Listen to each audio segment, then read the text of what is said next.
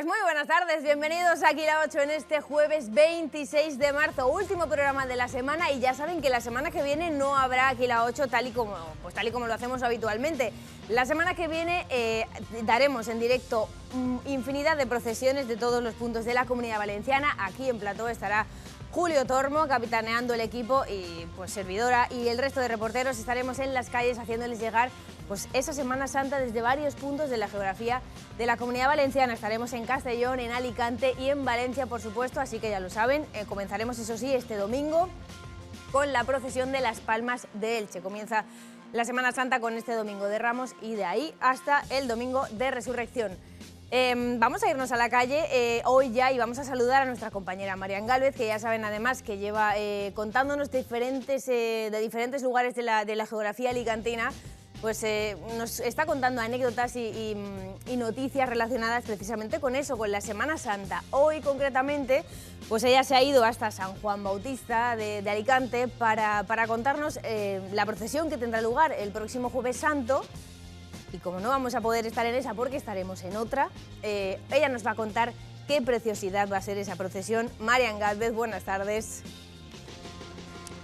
Hola Paloma, muy buenas tardes, y ya para despedir esta semana lo vamos a hacer desde la parroquia de San Juan Bautista, la iglesia que tengo aquí a mis espaldas de Benalúa. Esto es un detalle, pero no me puedo quedar sin decirlo, ya me conoces. Aquí es donde yo estudié, aquí es donde yo he crecido, he bautizado a mis hijos y la verdad es que es una verdadera emoción. Pero lo vamos a hacer porque vamos a hablar de ese acto, de ellos procesionan el Jueves Santo. No creo que podamos estar con ellos en directo, así que hoy nos hemos querido venir aquí a ver esos dos pasos que sacan cada año con tanta devoción, y también hablar de un acto muy singular que va a tener lugar mañana, para avisar a todos los que quieran acercarse aquí, porque podríamos decir que es como el pistoletazo de salida a la Semana Santa alicantina, con esa bajada que hace desde el coro del Cristo de la Paz, una bajada que cada vez se está convirtiendo en más multitudinaria por lo singular de su acto. Así que en breve hablamos con el hermano mayor y con el asesor que nos cuenten todos los detalles. Gracias, Marian. Pues enseguida volveremos hasta Alicante, enseguida también saludaremos a nuestra compañera Paula Osuna, y ahora voy a saludar yo a la persona que tengo a mi izquierda, que me va a acompañar esta tarde de jueves. Jesús de Salvador, buenas tardes, ¿cómo estás? Buenas tardes, Paloma, muy bien. Pues aquí otra tarde más en nuestra casa de todos los valencianos. Exacto, aquí estamos y vamos a hablar de muchísimas cosas que son importantes para todo el mundo, porque a ver, esto ya no es una cosa que afecte solamente a un sector, ni solamente afecta a Irán, ni a Israel, ni a Estados Unidos, afecta de forma global. Hablamos obviamente de esta nueva guerra, ya no es tan nueva, ya lleva 26 días este ataque de Estados Unidos y de Israel a Irán, y bueno, están sucediendo cosas en las últimas horas. Como siempre decimos, cambia constantemente la información, lo que valía hace una hora ya no, porque por centrarlo un poco, vamos a hablar de que son 26 días lo que lleva esta nueva guerra. Estos días últimos Estados Unidos ha presentado un plan de paz que no ha sido aceptado por lo que sea, y vamos a hablar precisamente de la propuesta de Estados Unidos, también de la propuesta de la contraoferta que ha hecho Irán. Así es, Paloma.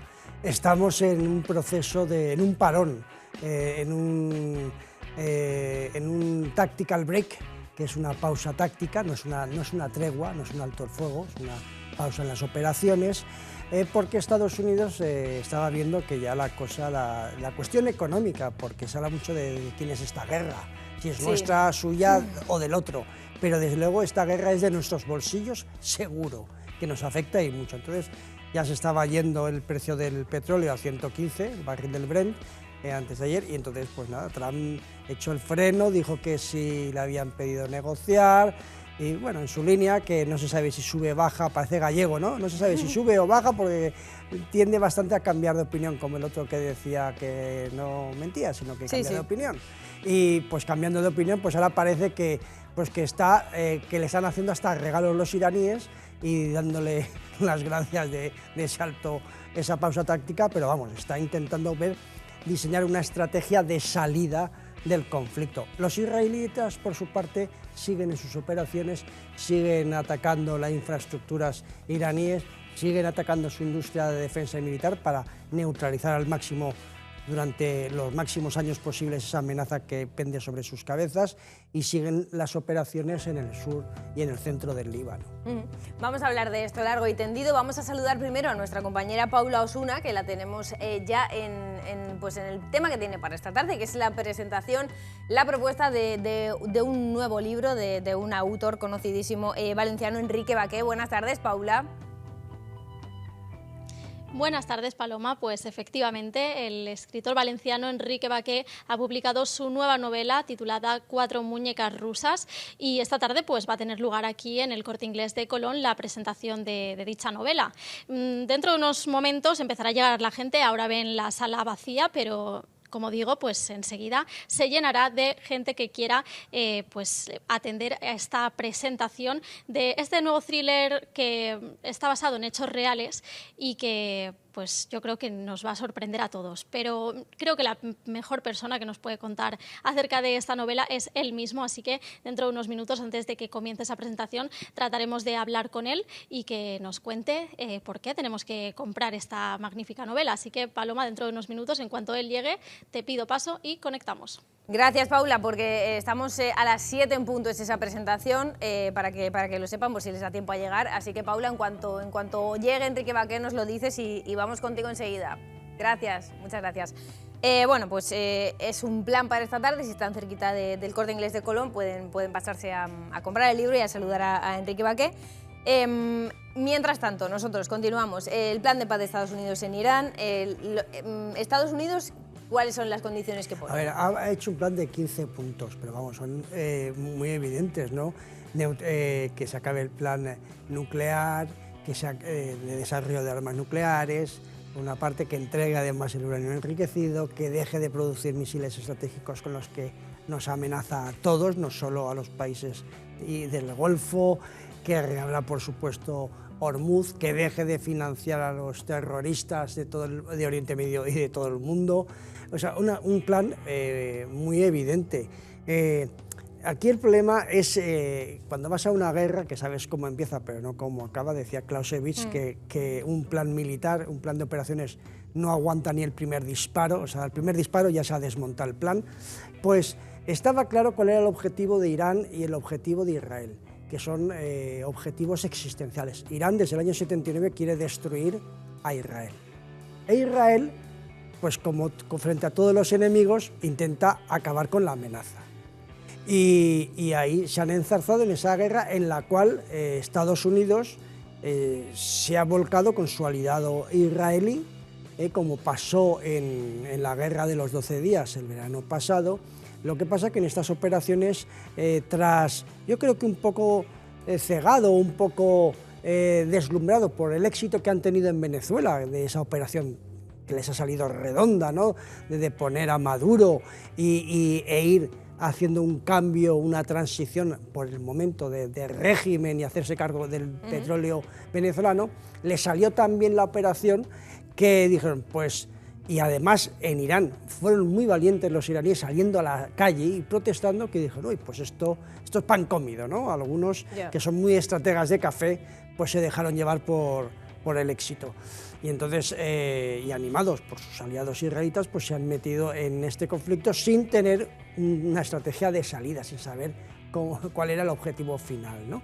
Y entonces, claro, las operaciones militares ya se decían que iban a durar 4 o 5 semanas, estamos en la 4ª semana y ya, pues claro, hay una presión económica generalizada global y por eso es lo que parece que hay una estrategia de salida a nivel de negociación, pero esto no obsta para que de repente esto sea una pantalla de humo para de repente que caiga la mundial, como se decía antiguamente, que caiga el infierno sobre Irán como había prometido Trump anteriormente. Sí, es que bueno, anteriormente y esta misma tarde. Esta semana.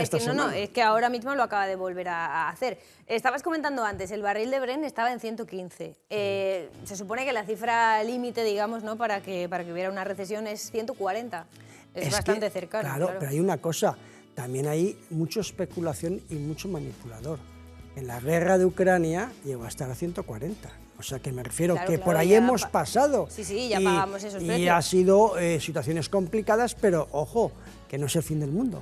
Me refiero que hay veces que el petróleo ha estado muy alto y los precios de la gasolina no están tan altos. Ahí se juega mucho con la especulación y con los contratos que hay, que nosotros el petróleo nos afecta, porque todo afecta, pero nuestros contratos de suministros son anteriores y con otros suministradores distintos a los del Golfo, o sea que aquí todo el mundo hace negocio, ¿no? Aquí hay en parte... Pues el arte de la geopolítica es en parte el arte del engaño, ¿no? De engañar a los otros y un poco de trileros, ¿no? Aunque sea un poco burdo decirlo, pero es así. Entonces, en ese engaño, pues han intentado introducir el cambio de régimen.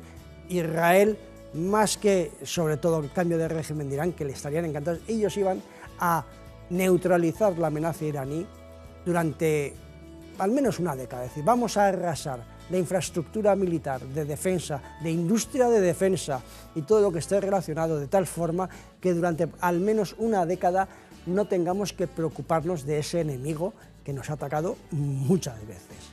Y Estados Unidos se ha sumado pensando que iba a hacer una operación estilo Venezuela, creo yo, porque entras en un conflicto con un plan, porque peor sería que no hubiera plan, ¿no? Eso es impensable. Prefiero pensar que han sido demasiado optimistas a pensar que no había un plan. Entonces, pienso que había un plan demasiado optimista, cegados por el éxito de Venezuela, decir, pues mira, otro cambio de régimen y además nos hacemos con el petróleo iraní. Ya nos hemos hecho con el Venezuela, pues ahora con el iraní. Y esas visiones, esos juegos de estrategas de café, pues les ha llevado a meterse en un avispero que era evidente que Hormuz se iba a cerrar, era evidente que iba a haber escalada de esa guerra, que no sé si legal o ilegal, porque quién fue primero, el huevo o la gallina, pero desde luego lo que es seguro que es ilegal también es el ataque de Irán a terceros países del Golfo, porque ha atacado más de una docena de países, que no eran ni Israel ni Estados Unidos, que pasaban por ahí y les ha zumbado Irán. Vamos a conectarlo con algo que estás diciendo. Ahora Trump dice que efectivamente quedarse con el petróleo iraní, bueno, pues es una posibilidad, pues ya que pasaba por aquí, ¿no? Pues yo me quedé con esto. También dice, al hilo de la contrapropuesta de Irán sobre sus 15 puntos, dice que Irán tiene muchísimas ganas de llegar a un acuerdo de paz, pero que él no, que eso, pues bueno, a él le van, él fluctúa, ¿no? Sus deseos, pues oye, hoy quiero la paz, mañana no. El año pasado quería el Nobel de la Paz, ya no lo quiere, ya no le interesa. Bueno, son cositas que Donald Trump pues tiene, ¿no? Como siempre decimos, es un gran personaje. Y es un yo le llamo el exabrupto de la clase media americana empobrecida por la globalización. Sí, por eso.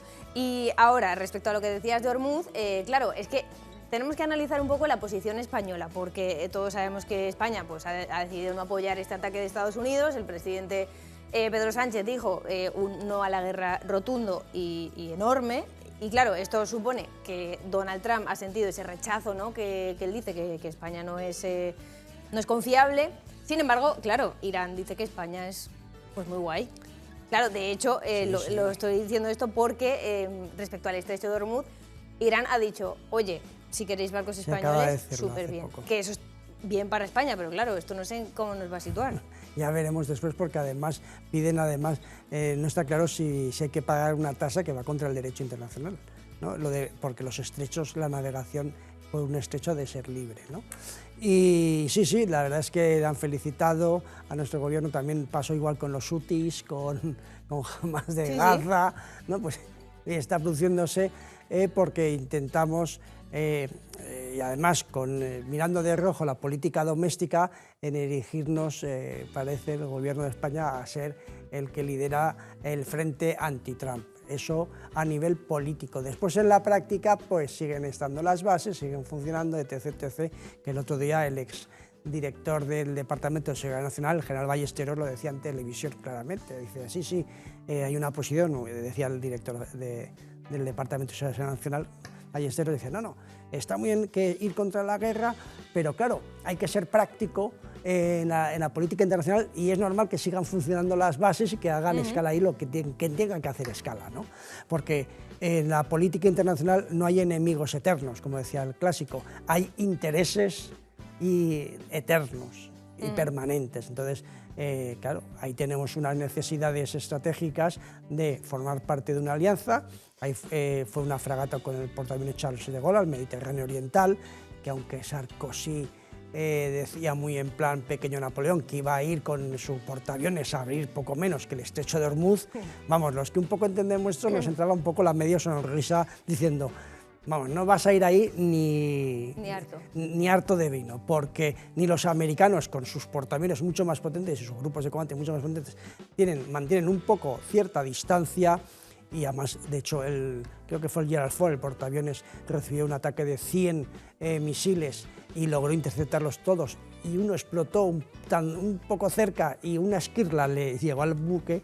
Entonces el Charles de Gaulle está donde está, que está muy bien, en el Mediterráneo Oriental, porque Chipre, que es un país de la Unión Europea, pues ha sufrido agresión por parte de Irán, y entonces pues ahí pues estamos pues un poco jugando nuestra posición de liderazgo, porque realmente es el único gobierno socialista de la Unión Europea, de países grandes. Los demás países entonces él pues aprovecha ese momento político con gran tacticismo para dirigirse en el líder progre frente a Trump y esa derecha alternativa soberanista. Sí, eso es así.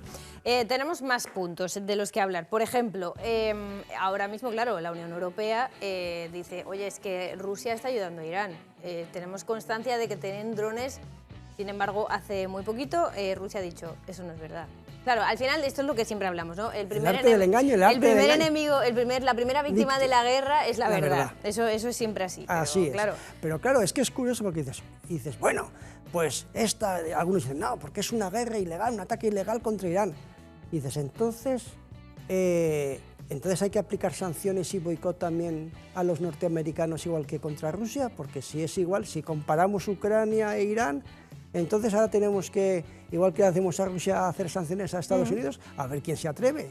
Con lo cual, la aplicación esa tan a rajatabla no está tan claro. Y además, Ucrania, que se siente, y además ha sido atacada por Rusia, por un ataque ilegal, se ha puesto del lado de los ilegales que atacan Irán, porque está llevando ayuda para interceptar drones y misiles, con lo cual se está poniendo del lado de los que algunos dicen que son atacantes ilegales, con lo cual entramos en esa ambigüedad que en política internacional ni es todo blanco ni todo es negro, hay muchos grises, hay intereses, y es triste, pero es así. Lo malo es que mueren personas, claro, ¿no? obvio. Pero ahí, claro, y por otra parte los norteamericanos han ido a comprarle petróleo ¿a quién? A Rusia. Claro, con todo el desespero de los que hasta hace poco tiempo le compraban el gas barato a Rusia, a pesar de lo que los americanos les decían que no compraran gas a Rusia, y permitieron que Rusia tuviera una gran potencia militar porque la financiaron. Esos somos los europeos, los alemanes, esos fueron los que lograron que Rusia se rearmara para invadir Ucrania, comprando el gas que Estados Unidos decía, no comprar gas ruso, no comprar gas ruso, que estáis alimentando al oso, y el oso un día nos pegará un zarpazo. Y después ahora esos mismos nos quieren convencer de otras cosas, con lo cual ya no sabes bien si son fiables, no son fiables o a qué juegan. Por terminar ya con este asunto, claro, no tienes una bola de cristal, pero esto va a pasarle factura porque Donald Trump ha dicho ya, me refiero a la posición de la OTAN, ¿no? Que la OTAN se ha quedado aquí, en plan, no apoyamos esto, tú verás. Sin embargo, lo que estás diciendo, todos formamos parte de una alianza en la que se supone que donde da un paso uno lo tienen que dar todos los demás. Trump ha dicho exactamente, nos vamos a acordar dentro de unos meses, recuerden estas palabras, nunca olvidaremos. Eso no solo lo han dicho los americanos, sino también los israelitas. Israelitas también, yo que sigo varios analistas suyos, eso también lo han afirmado, de que están tomando nota en estos tiempos complicados de quién son leales aliados y quiénes les han dado la espalda. Igual no tiene grandes repercusiones, las repercusiones muy visuales, pero alguno, pues alguna vez, pues necesita hacer algo, o necesita un negocio o un visado o cualquier cosa, y dirá, ¿y cómo puede ser? ¿Y cómo puede ser que me lo denieguen? Ay, pues porque igual ese país te tiene una base de datos que te ha visto que has sido pues muy activo en las manifestaciones o en los boicots contra ese país.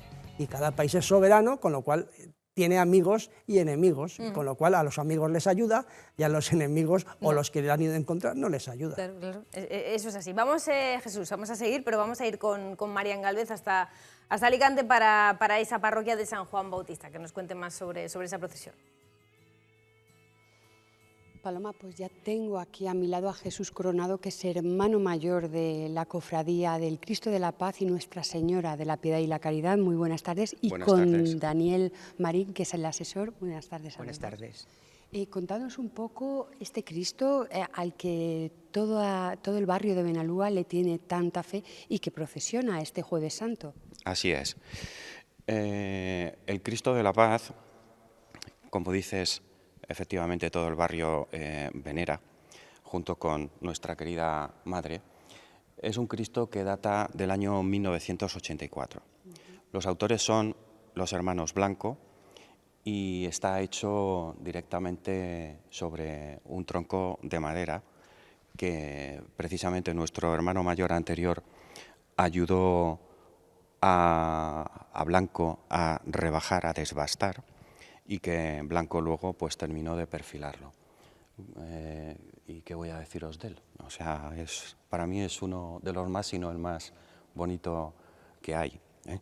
Aunque no tiene tanta antigüedad como otros, pero para nosotros... Lo importante es ese sentimiento y esa fe que tenemos todos.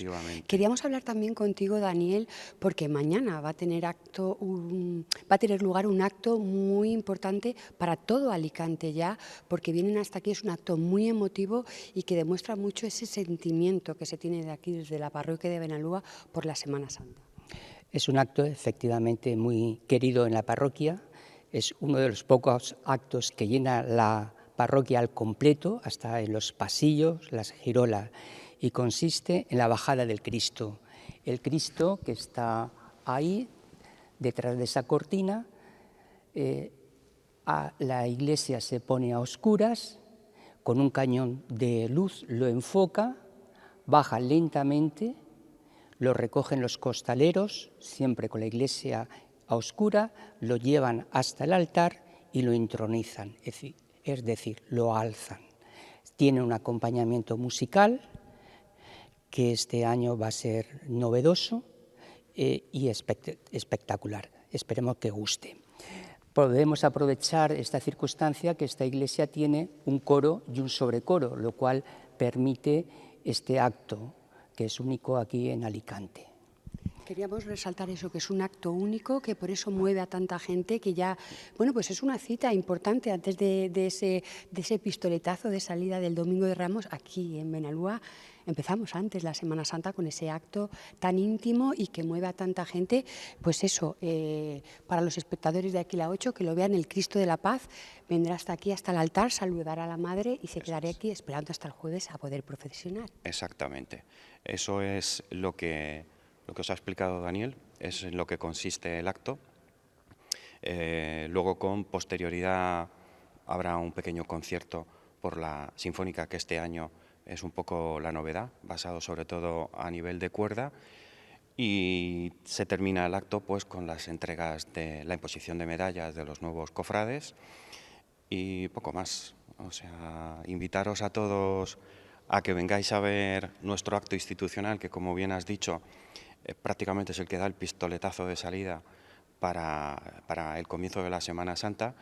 Es un acto que también, como bien has dicho, tiene una gran afluencia de público, no solamente de nuestra parroquia y de nuestro barrio, sino de otras parroquias y de otros barrios que vienen a ver precisamente la particularidad y la originalidad de este acto y de entronizar al Cristo previamente a la procesión. Yo voy a ir más, le voy a devolver la conexión a mi compañera y voy a decir, porque he podido ser testigo, la belleza y la singularidad de ese acto.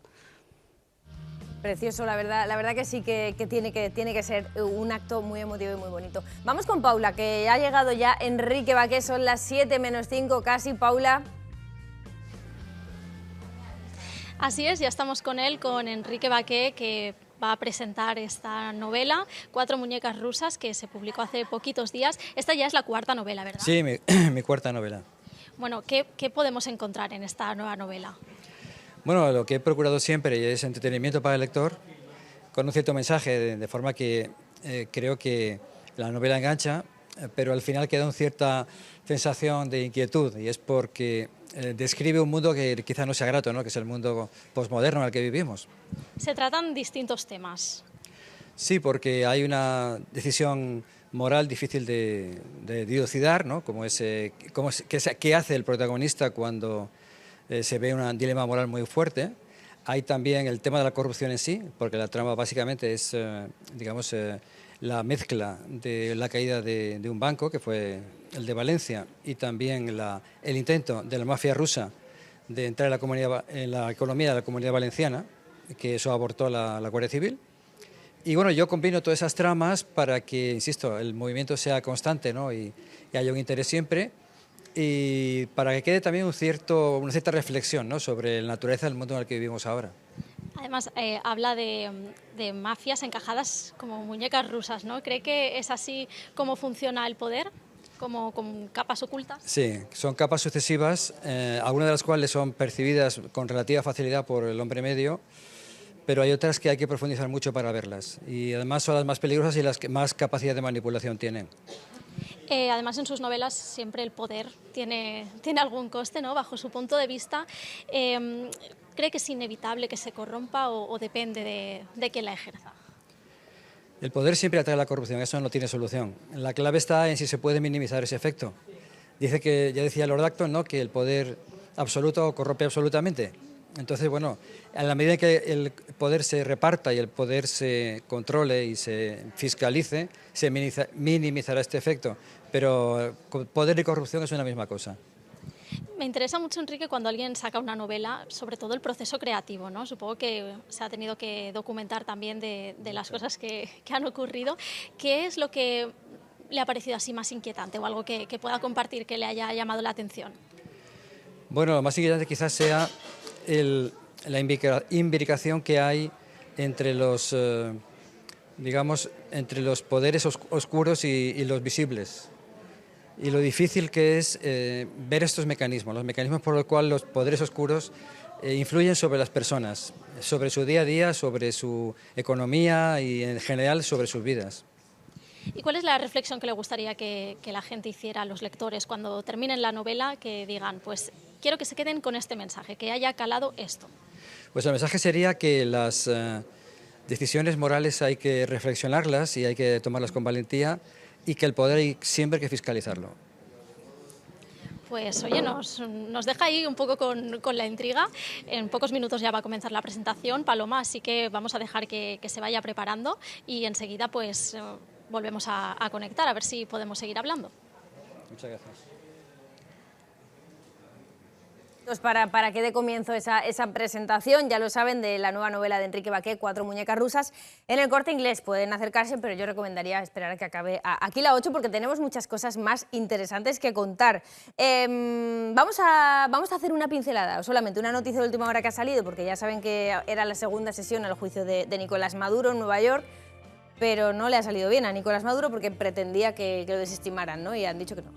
Claro, pues lo típico en cualquier proceso penal, que primero, y aquí hemos visto varios casos en temas de corrupciones políticas, en lugar de ir por el fondo, se intenta que vía procesal sea desestimado, ¿no? Y que sea rechazado o que sea anulado, declarado nulo el proceso, y aquí parece que no le está saliendo bien la jugada a Maduro, que también tiene, claro, problemas de defensa legal, porque claro, para su defensa, y más en Estados Unidos, hace falta una capacidad económica de la que aparentemente en un primer momento él no dispone, porque claro, sus bienes están incautados, está todo su dinero bloqueado, el que tenga seguramente lo tendrá en paraísos fiscales y con testaferros, con lo cual, claro, él no tiene capacidad económica para pagar una defensa legal mínimamente seria en Nueva York. Y claro, decían algunos, pues entonces un abogado de oficio, claro, un abogado de oficio igual no puede, es algo, no tiene capacidad para una defensa de ese nivel, con lo cual ahí también hay un cierto problema de garantista de que tenga derecho a una defensa justa, claro. Bueno, y por ir acabando con el tema internacional, porque tenemos también que hablar de Semana Santa, del Santo Cáliz y de todos estos temas que nos vienen ya tocando a la puerta, como yo digo, vamos a hablar 2 minutos, 1 minuto y medio, sobre Cuba, porque claro, tenemos ahí la siguiente amenaza. Recordarán que cuando comenzó la represalia, la guerra, la ofensiva de Estados Unidos contra Venezuela, dijo, oye, que luego va a Groenlandia. Ahora Groenlandia ya no va a ser, parece ser que están ahí tranquilitos, pero los cubanos igual sí. Sí, Cuba la verdad es que yo creo que va a ser la siguiente, porque además, primero es una espinita clavada en lo que es la política exterior norteamericana, tener ahí pegado a sus costas ese símbolo del comunismo, portaaviones de la Unión Soviética durante décadas, y que con una historia de represión y de falta de libertades políticas, que era algo ofensivo para Estados Unidos. Y ahora es el momento, ya está teniendo muchos problemas económicos con el cerco, le han cortado el petróleo, que siempre ha sido una termita ya de la Unión Soviética, de China, o era últimamente de Venezuela, y están con cortes de luz, el régimen cada vez es más inviable, con lo cual yo creo, y además,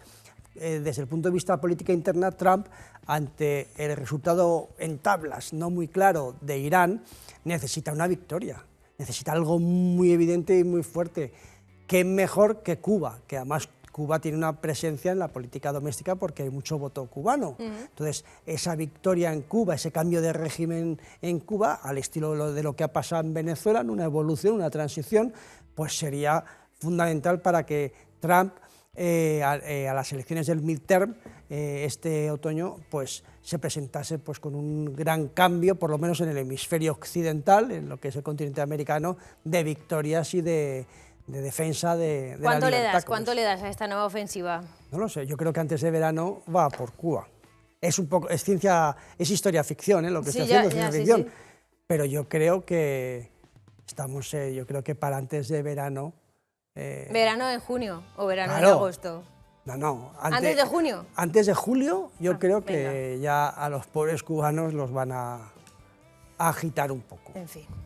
Más de lo que están ya, que están los pobres muy mal. Están con los apagones y con todo. Sí. Bueno, vamos a publicidad, nada, 1 minutito y medio y seguimos con más temitas hasta ahora.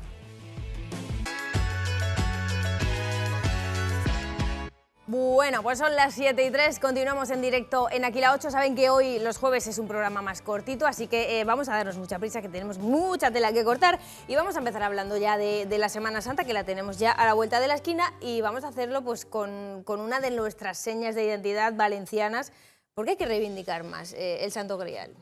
Porque desde el punto de vista valenciano, y más aún por el ideario de esta casa, como cristiano, tenemos el objeto emblemático de lo que es la nueva alianza. O sea, el mandamiento del amor, del Dios es amor. Si tiene la entrega del Cordero Pascual, el símbolo de morir por todos esos conceptos se resumen en el Santo Cáliz. Esa instauración de la Eucaristía en base a la Pascua judía, esa última cena, pues todo eso se resume en un objeto. Ahí está, el Santo Cáliz. El Santo Cáliz, que es una maravilla, yo he tenido la suerte de manejarlo. Es que sí, el auténtico. Es que es traslúcido, tú pones la mano por detrás y te ves los dedos, o sea, es una maravilla. Claro, cuando se ve a distancia ahí se percibe un poco, ves, además esas vetas en la literatura griálica hablan de una piedra de fuego, lo dibujan además en las pinturas románicas del Pirineo. A la Virgen la ponen con un cáliz como en llamas, como refulgente, y es porque se aprecia muy bien en las imágenes, es como una llama, o sea, tiene esas tonalidades rojiza, blanca, todas esas tonalidades que le dan un aspecto que es maravilloso a esa pieza que tenemos aquí, y que además es uno de los símbolos de la Corona de Aragón y de cuando Valencia ha sido capital de la Corona de Aragón, con Alfonso Magnánimo, que creo que nos lo contará el canónigo Álvaro Almenar. Almenar, vamos a escucharlo, si te parece, ¿no? Porque tenemos ese testimonio de don Álvaro para que nos cuente efectivamente esta parte del Santo Cáliz.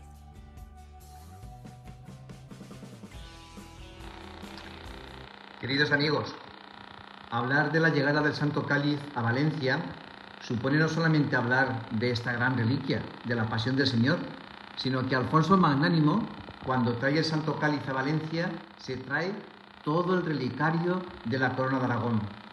Además, en la Edad Media, las reliquias importantes, como esta, que hacen referencia al mismo Jesucristo, era como legitimizar la fortaleza de las monarquías. Y Alfonso el Magnánimo era muy consciente de lo que significaba el Santo Cáliz, el Santo Grial, y el impulso que le dio en sus cruzadas y batallas. El Santo Cáliz, a partir del 18 de marzo de 1437, junto con todo el relicario de la Corona de Aragón, es depositado en la Catedral de Valencia. Sabéis que el cáliz estaba oculto, solamente se sacaba puntualmente para el monumento eucarístico del Jueves Santo o para alguna otra festividad, hasta que ya en 1916 se coloca en la actual capilla del Santo Cáliz. Valencia siempre ha tenido estas raíces eucarísticas y la presencia del cáliz también supone fomentar esta devoción a la Eucaristía, porque no se puede desvincular la devoción del Santo Cáliz, la veneración al Santo Cáliz, con lo que significa la Eucaristía. Ojalá que este tercer año jubilar que estamos celebrando nos ayude a poder venerar con fervor la reliquia del Santo Cáliz, a poder amar la Eucaristía y a continuar custodiando desde la Catedral de Valencia esta reliquia que podemos considerar como una de las reliquias más importantes de la cristiandad. Pues lo ha dicho muy claro, muy claro. Alto y claro. Exacto. Vamos a escuchar más testimonios enseguida, pero volvemos antes hasta Alicante con nuestra compañera Marian Gálvez, hasta esa parroquia de San Juan Bautista. Paloma, pues aquí seguimos viendo este segundo paso de Nuestra Señora de la Piedad y la Caridad, que nos van a explicar cuáles son sus singularidades un poco, porque la belleza que tiene ya las imágenes que va a grabar mi compañero lo demuestran. Bien, pues Nuestra Señora de la Piedad y Caridad, la imagen que vemos ahora, es obra de Joaquín Mayans. Tiene una antigüedad que creo recordar que fue sobre el 2005-2006, que está con nosotros, ya que nuestra imagen fundacional, que es la que empieza a procesionar desde primeros de los 50, sufrió un deterioro que ponía en peligro que siguiera procesionando. Entonces se tomó la decisión de sustituirla por esta imagen actual. De hecho, nuestra anterior imagen, la fundacional, se encuentra en San Esteban Protomártir, a la que se le rinde culto precisamente allí. Y que, por cierto, este año, 4 de diciembre, fuimos a hacerle un homenaje, que es cuando cumple el aniversario fundacional la cofradía. Y bueno, es un acto que queremos un poco mantener y pues darle la importancia que se merece a nuestra imagen titular, que se crea con la fundación de la cofradía en el año 49, que fue cuando se fundó, aunque la imagen tiene unos poquitos años después. Y bueno, pues eso, ¿qué quieres que te diga de esta piedad? Ya lo has dicho tú. Además, hablabas de esa vicisitud, y con Daniel antes nos contaba off the record la historia también de esta parroquia, que esa lucha por tener aquí la parroquia. Sí. La parroquia va asociada a la creación del barrio por la Sociedad de los 10 Amigos. El primer templo se construye en 1899. Años después, en 1925, es demolido porque es pequeño, es una estructura débil, tiene grietas, y se hace un segundo templo. Ese segundo templo, en 1931, sufre un incendio, se repara los daños causados, y luego en 1936, creo que fue por junio o mayo, sufre un ataque, es asaltado, es demolido, y los restos, pues por orden del ayuntamiento, se demuelen, y los sillares se reconvierten para hacer un refugio aquí en el barrio de Benalúa, donde estarán, supongo. El refugio está en Benalúa Sur. Creo que hay un acceso desde un edificio particular que han tenido que conservar. Como vemos, pues somos unos supervivientes, porque yo soy de Benalúa, es un orgullo decirlo, es precioso ver profesional, ver pues, con esa fe y con esa devoción que salen todos los jueves, como ya llevamos semanas oyendo desde casa cómo estáis practicando incesantemente. Bueno, ahora ya para finalizar, creo que nos recordéis a todos el acto de mañana, que van a poder verlo en doble pantalla, porque me han dejado imágenes del año pasado, este año mejor, con esa música de cámara que los va a acompañar. Cuéntame a qué hora empieza para que los espectadores puedan, o que todo el mundo que quiera pueda acercarse aquí a la parroquia y verlo. Bien, el acto institucional va a comenzar a las 7:30 con la Eucaristía. Una vez terminada la Eucaristía, el pregonero procederá a leer su pregón. En el momento en que finaliza es cuando comienza el acto de la bajada del Cristo, que es como nosotros la llamamos, y la entronización en el altar. Una vez finalizado, va a haber un pequeño concierto de 3-4 piezas que dará la Sinfónica, que va a acompañar a todo el acto, y para terminar se hará la imposición de medallas de los nuevos cofrades y bueno, los emblemas que la Junta Mayor también otorga a los costaleros que se solicitan. Pues entonces, lo dicho, es invitar a todo el que quiera asistir al acto, que tiene las puertas abiertas de la parroquia para poder verlo y disfrutarlo. Pues nada más que añadir, ahí nos quedamos con eso, con que empieza la Semana Santa, podemos decir que empieza la Semana Santa alicantina aquí en Benalúa a partir de mañana. Pues ahí estaremos. Muchísimas gracias, Marian. Bueno, Jesús, el Santo Cáliz, ¿por qué sabemos que el que está aquí es el original? A ver. Hombre, porque salió de Jerusalén y tuvo que salir de Jerusalén porque hay multitud de estudios y restos. Y uno de ellos es los estudios que ha hecho don Jaime Sancho, canónigo durante muchos años y rector de la Virgen de los Amparados, que nos lo ha contado aquí en directo para la casa. Pues vamos con la reflexión. Don Jaime Sancho, vamos a escucharlo. Buenas tardes, saludos a todos los interesados en la historia del Santo Cáliz de Valencia, el Cáliz de la Cena del Señor. Hay un testimonio muy importante que colabora con otros muchos que hay para atestiguar la presencia del Santo Cáliz en Roma, que sería conservado por los primeros papas y luego trasladado a España por San Lorenzo. Se trata de la plegaria eucarística, el canon romano, que es una oración que a poco tiempo, ya en siglo II, siglo III, quedó ya, como diríamos, coagulada para recitarse siempre, por lo menos la parte central, en la Eucaristía. Y al hablar de la institución, el relato de la institución, dentro del relato de la Pasión, dice que el Señor tomó en sus santas manos el pan, lo dice, tomando este cáliz preclaro, et unc preclarum calicem, en la traducción latina, utiliza un demostrativo, unc, que en realidad no lo hemos encontrado en todas las plegarias preseucarísticas. Es una colección de centenares de plegarias eucarísticas de Oriente y de Occidente. En ninguno está este demostrativo, y el adjetivo preclaro. Otros dicen, según otra versión del Salmo 21, el cáliz rebosante, lleno de vino, pero no este adjetivo preclaro, que es también una versión del Salmo 21, el Señor es mi pastor, lo cual nos da de pensar que se tenía conciencia de que se tenía en Roma este cáliz, no era un cáliz cualquiera, como cualquier otro que podía haber, sino precisamente el que tuvo Cristo en sus manos. La plegaria eucarística de los primeros cristianos no tenía la mención de la última cena, como tampoco tenía la mención explícita de la pasión, y esto se introdujo en Roma por el Papa Víctor a final del siglo II. Estaríamos ya en el siglo III, donde ya se utilizaría normalmente esta fórmula, este cáliz precioso, y sin embargo no es citado por San Ambrosio, que cita el canon romano y no cita el demostrativo porque allí no tenía sentido en Milán, lo mismo que en otras versiones mozárabes o galicanas. Es un dato que creo yo, uno más, que contribuye a la tradición romana del Santo Cáliz. Pues ahí estaba ese testimonio de don Jaime Sancho.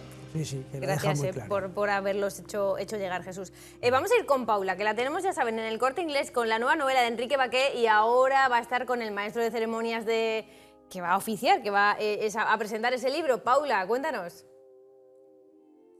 Estamos aquí con Enrique Baqué, pero también lo hacemos con Vicente Climent, que esta cara le sonará mucho en nuestra casa, ¿no? Demasiado me parece a mí, pero sí. La de Enrique también sonaba mucho, porque estuvo durante mucho tiempo colaborando con nosotros, contándonos cosas sobre las vacunas del COVID en época de pandemia y nos ayudó mucho a entender cómo era todo ese proceso de fabricación y de elaboración de vacunas. Sí, es cierto, porque además de escritor, ¿usted es químico? Sí, soy químico y además siempre he trabajado en la industria químico-farmacéutica, con lo cual lo que me pidió Vicente, que digamos de lo que hablara, pues me venía muy cercano.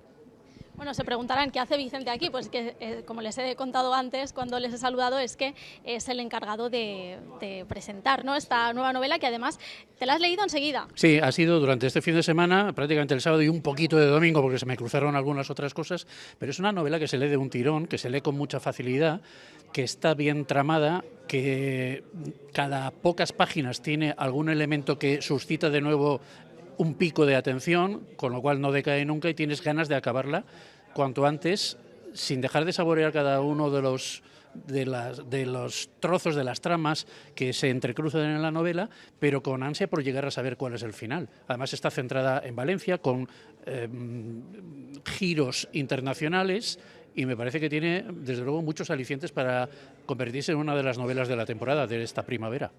Bueno, pues una buenísima crítica, ¿no, Enrique? Bueno, Vicente siempre es amable y bueno, creo que es posible que me haya servido de inspiración, no te digo que no, en algún personaje.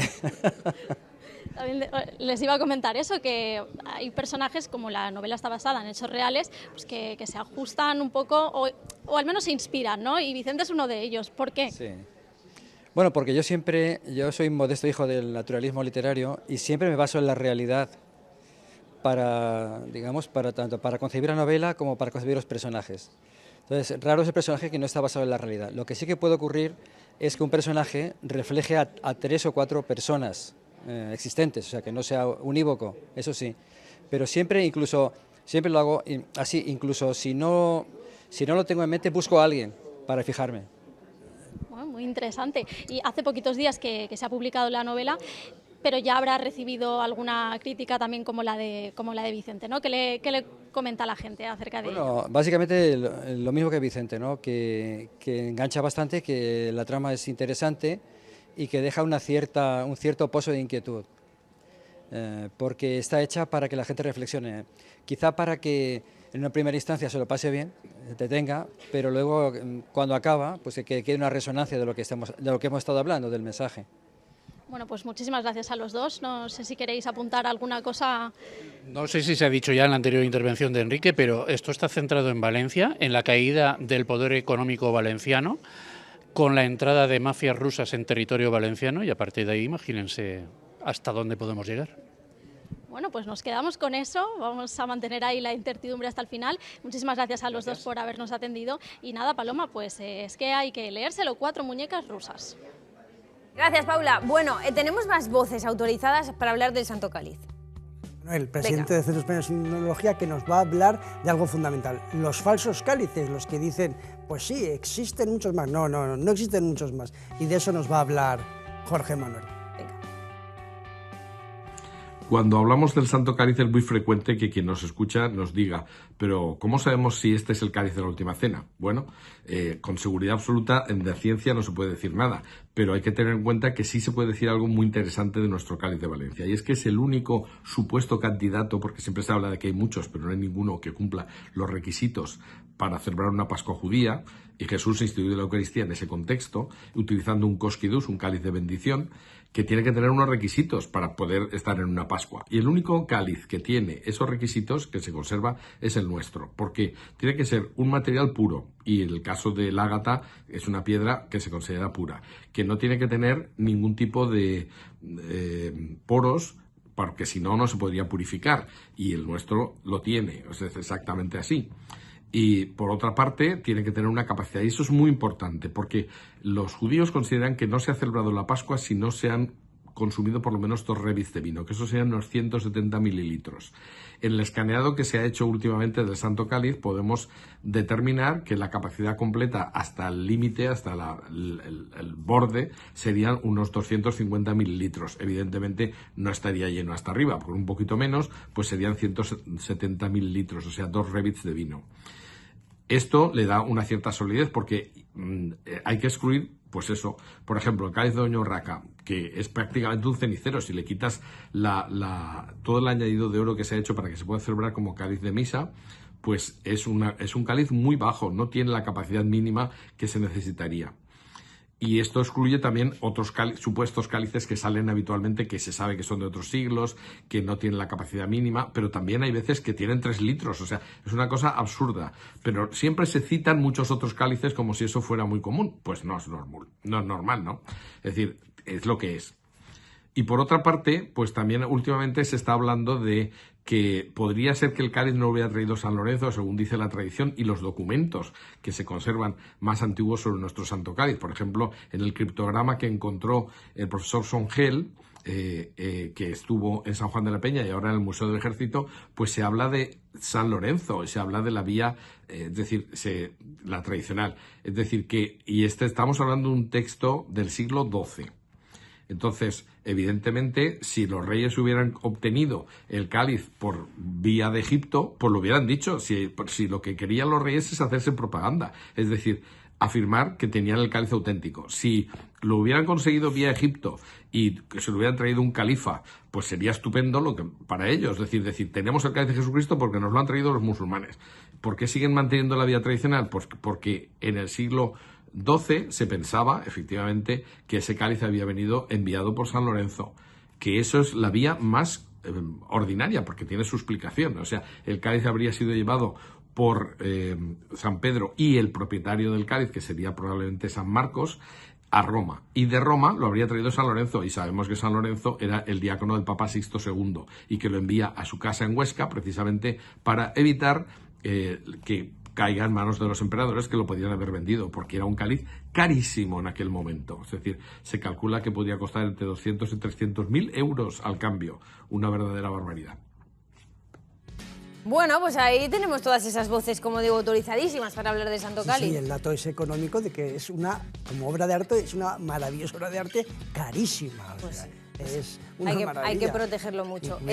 Nos hemos quedado sin tiempo, como era de esperar. Nos vamos, no sin antes recordarles que este sábado se cambia la hora, se adelantan los relojes, recuérdenlo, a las 2 serán las 3, se duerme una hora menos el sábado, pero a partir de ahí tendremos una hora más de sol todos los días. Gracias, Jesús. A ti, Paloma. Nos vamos y les vamos a dejar con música. Ya saben que la cantante Rosalía está de gira, ayer tuvo que cancelar un concierto por problemas estomacales, por una intoxicación, pero esperemos que se recupere pronto, que pueda hacer los conciertos de la semana que viene en Madrid. Les dejamos con Sauvignon Blanc y con eso les dejamos hasta dentro de 2 semanas. Ya saben, la semana que viene es todo Semana Santa en Aquí la 8. Que pasen buenas fiestas y tienen vacaciones. Chao.